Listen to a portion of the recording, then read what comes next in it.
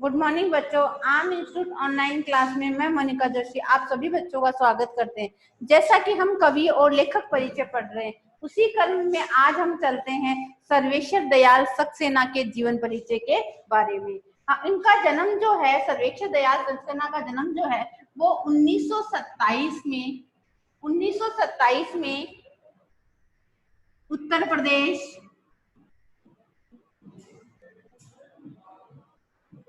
1927 में उत्तर प्रदेश के बस्ती जिले में हुआ। उत्तर प्रदेश के बस्ती जिले में हुआ।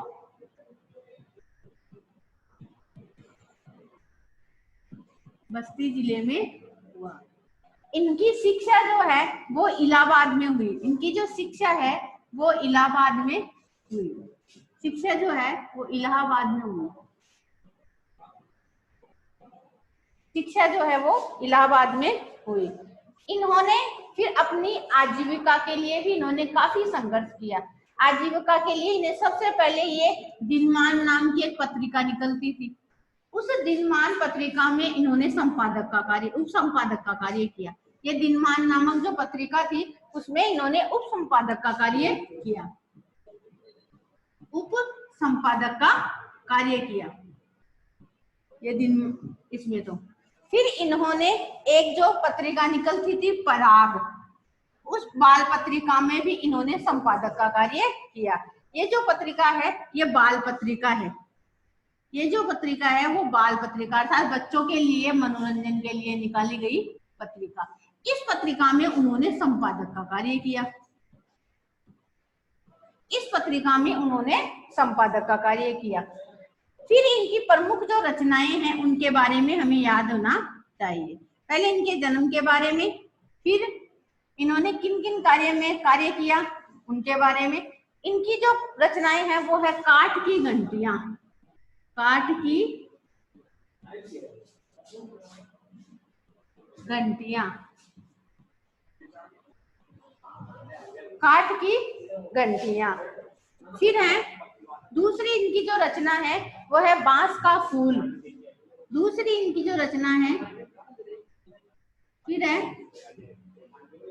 बांस का फूल। दूसरी इनकी जो रचना है वो फूल, बांस का फूल। फिर तीसरी इनकी जो रचना है एक सुन्नी नाव। एक सुन्नी नाव, ये इनकी तीसरी रचना है। फिर है गर्म हवाएं। गर्म हवाएं, ये इनकी रचना है। आगे के क्रम में कुहानो नदी। आगे के क्रम में है कुहानो नदी। फिर आगे जो है वो है जंगल का दर्द। ये इनकी रचनाएं हैं, जंगल का दर्द। जंगल का दर्द। आगे है खूंटियों पर टंगे लोग। आगे के क्रम में है खूंटियों पर टंगे लोग। ये सर्वेश्वर दयाल सक्सेना की रचनाएं हैं। ये जो है वह नई कविता के नई जो कविता है उनके कवि रहे हैं, लेखक रहे हैं ये। और फिर इन्होंने ये जो दिनमान इनकी जो उप संपादक का कार्य किया उसी में एक चरच और चरखे एक पत्रिका इन्होंने निकाली।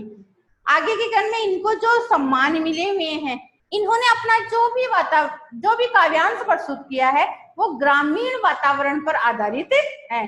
इनका जो काव्यांश है वो ग्रामीण वातावरण पर आधारित है, इसलिए इन्होंने मध्यम वर्गीय जो हैं उनको सर्वश्रेष्ठता प्रदान की है इनके में। और इन्हें इसकी रचना जो है जैसे दिनमान में प्रकाशित होती थी उसका नाम था चर्चे और चरखे।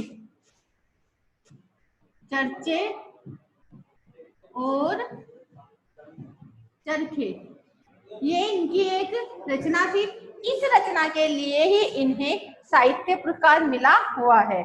इसके लिए इनको साहित्य पुरस्कार मिला है।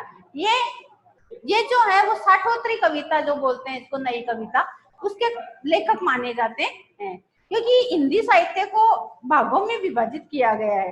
तो ये साठोत्तरी कविता, ये नई कविता के कवि माने जाते हैं इनको।